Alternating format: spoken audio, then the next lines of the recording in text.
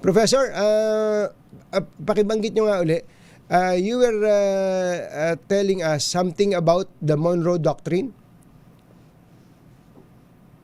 Iulitin ko, no? Apo. Merong isang presidente, 200 years ago, ang pangalan niya James Monroe. Apo. Dahil noon ay kakakuha pa lang ng independence ng Amerika mula sa Britanya at sinabihan niya, binigyan niya ng warning, pamula ngayon ay wala kayong pakialam sa aking teritoryo, including lahat ng teritoryo na tinatawag na Western Hemisphere. Pag nakita mo sa mapa yun, Anthony, kasama doon yung Latin America.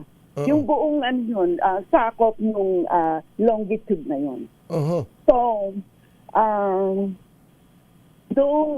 siguro late last year, mga November ata, lumabas yung National Security Strategy ni Trump.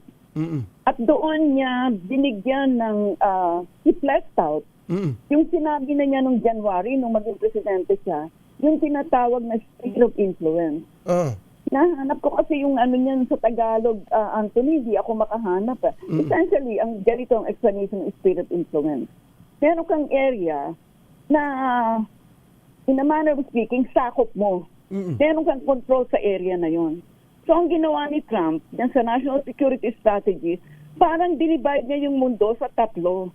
Pag-aartian nila ni Xi Jinping, siya at ni Vladimir Putin, ang mundo. Na-notice mo, inisipwera niya yung Europe. Opo, Pero tama. yun, another istorya yun. So, ibig sabihin, kanya-kanya tayo ng spheres of influence at maaari kong gawin, ang gusto kong gawin dito sa Western Hemisphere, akala na kayo sa inyong sphere of influence. Bakit nakakabahala ito?